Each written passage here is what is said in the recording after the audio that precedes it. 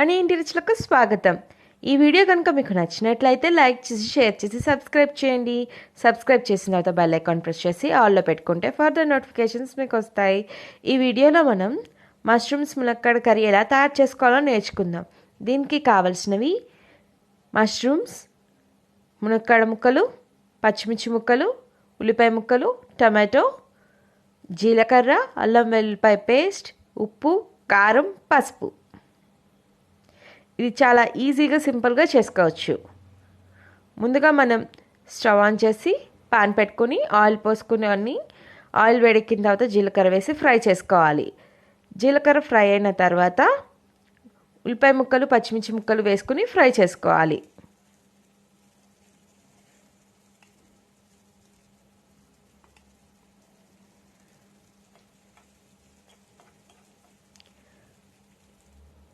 ఉల్లిపాయ ముక్కలు కొద్దిగా లైట్గా ట్రాన్స్పరెంట్ అయిన తర్వాత అల్లం వెల్లుల్లిపాయ పేస్ట్ యాడ్ చేసుకుని పచ్చివాసన పోయేంత వరకు ఫ్రై చేసుకోవాలి.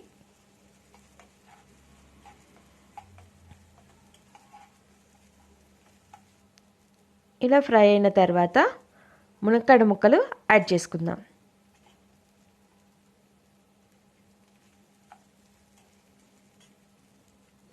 తర్వాత మష్రూమ్స్ కూడా యాడ్ చేసుకుని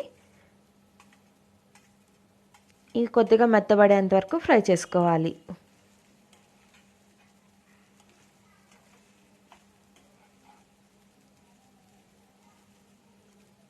మూత పెట్టుకుని ఒక 5 మినిట్స్ మగ్గించుకుందాం. మూత ఓపెన్ చేసి చూస్తే మష్రూమ్స్ అని కొద్దిగా మెత్తబడి ఉంటాయి. ఒకసారి మిక్స్ చేసుకుని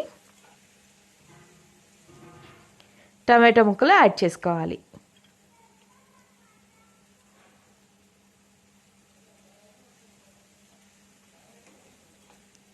ఇలా బాగా మిక్స్ చేసుకున్న తర్వాత మళ్ళీ ఇంకొక 5 మినిట్స్ మూత పెట్టుకోవాలి. మూత ఓపెన్ చేస్తే టమాటో ముక్కలు కూడా మగ్గిపోయాయి. ఇప్పుడు రుచికి సరిపడా ఉప్పు, మన స్పైస్కి తగినంత కారం, పసుపు యాడ్ చేసుకోవాలి.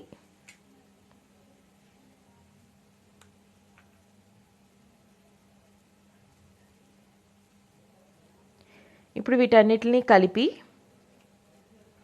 మూత పెట్టుకోవాలి.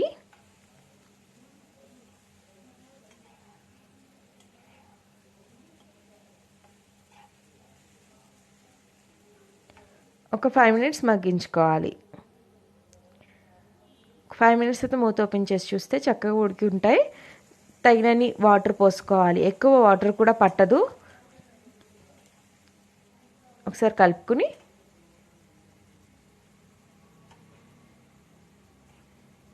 మూత పెట్టుకోవాలి.